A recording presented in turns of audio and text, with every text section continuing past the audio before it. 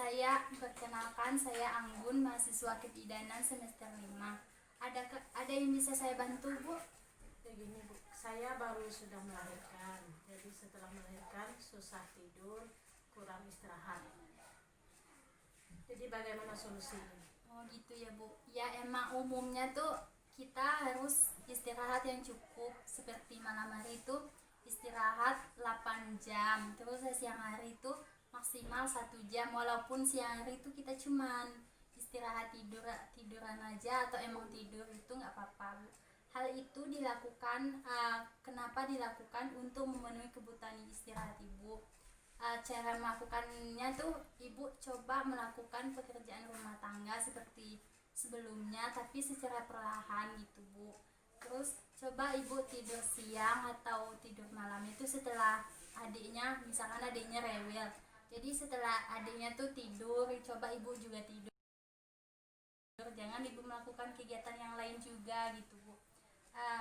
Kurang istirahat itu dapat menyebabkan ASI Ibu tuh berkurang. Jadi kan ASI Ibu tuh tidak cukup untuk bayinya, jadi bayinya gampang rewel gitu, Bu. Gampang rewel, jadi gizinya juga berkurang jadinya gitu, Bu. Terus yang kedua tuh memperlambat proses involusi uterus. Maksudnya tuh rahim Ibu tuh kembali seperti semula tuh jadi lama, soalnya Ibu tuh kurang istirahat gitu, Bu. Terus yang ketiga tuh dapat menyebabkan Ibu tuh depresi. Kenapa? Karena Ibu tuh kurang istirahat, jadi kan Ibu tuh gampang lemah,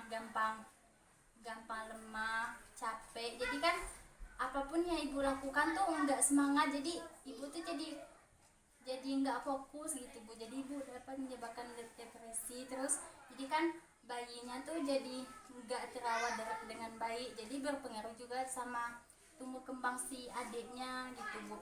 Jadi gimana, Bu, dengan yang saya jelaskan tadi, apakah Ibu paham gitu, Bu?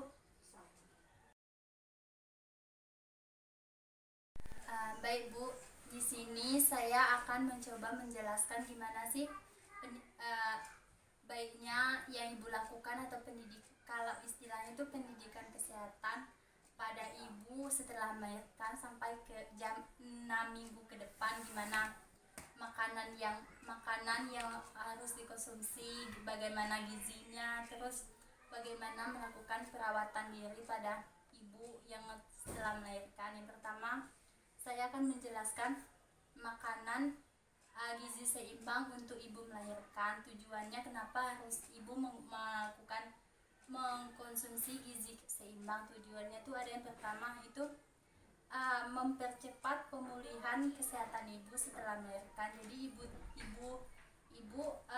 ibunya tuh bisa cepat pulih dari misalkan lukanya cepat kering karena makanan bergizi itu. Terus yang kedua tuh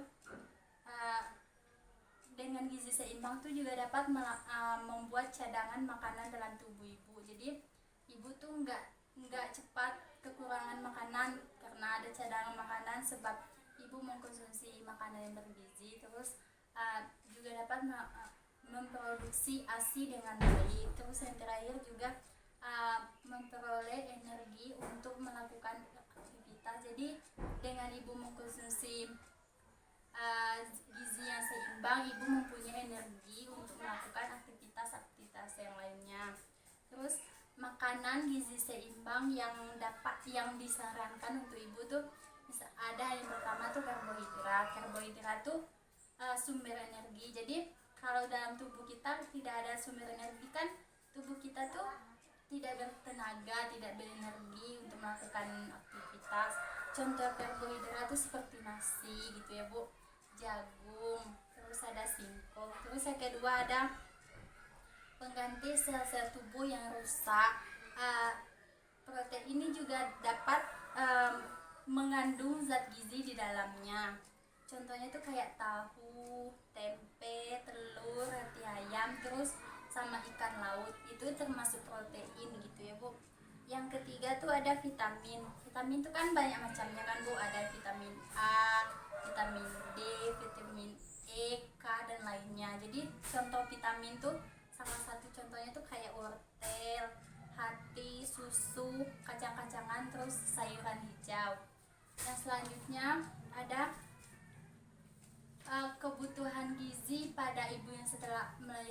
sebaiknya tuh ibu mengkonsumsi tambahan kalori 500 gram itu dalam per hari 5 sampai 6 kali 6 kali satu hari gitu kan. Jadi karbohidrat mengkonsumsi kalori itu bisa berupa nasi gitu kan, ada ukurannya gitu Bu.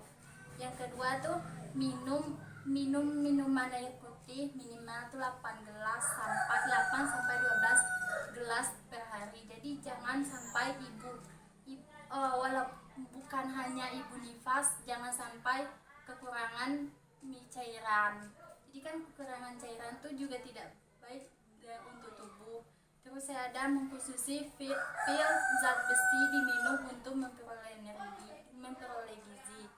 Terus ada selanjutnya tuh kenapa harus mengkonsumsi gizi seimbang dengan baik apabila ibu kekurangan gizi menyebabkan produksi ASI berkurang. Terus yang kedua ada luka pada saat melahirkan tuh sembuhnya tuh lama gitu Bu. Terus yang ketiga tuh ada anemia atau kurang darah. Yang keempat dapat terjadi infeksi. Tapi kalau kita kekurangan gizi tadi Bu, tapi kalau kelebihan gizi juga nggak bagus. Kelebihan gizi dapat menyebabkan hipertensi. Terus ada kegemukan juga gitu Bu.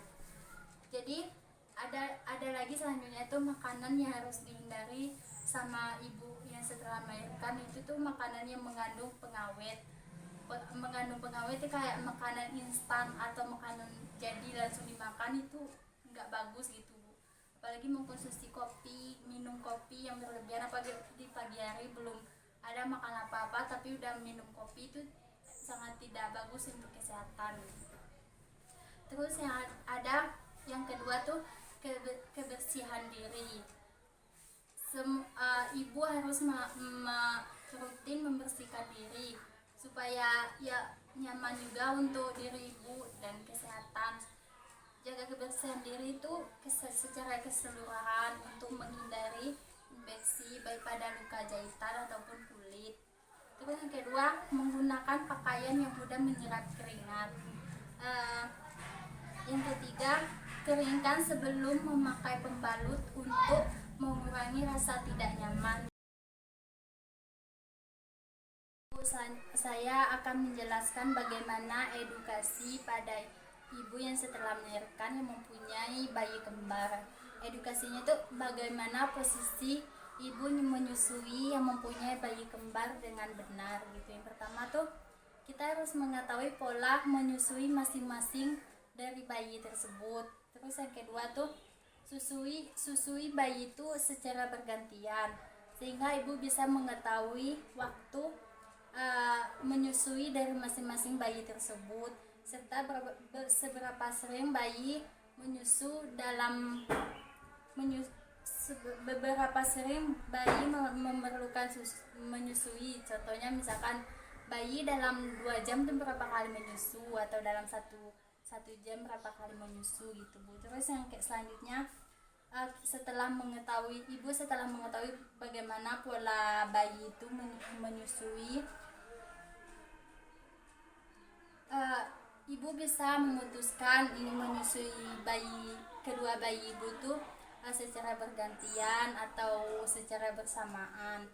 Tapi kalau ibu menyusui secara bersamaan tuh menghemat waktu, jadi ibu bisa misalkan melakukan aktivitas yang lain lagi kalau misalkan menyusui bayi secara bersamaan. Tapi kalau ibu menyusui bayi secara bersamaan tuh mempunyai kesulitan, ibu bisa minta bantu dengan suami atau kerabat dekat untuk membantu menyusui kedua bayi ibu tuh.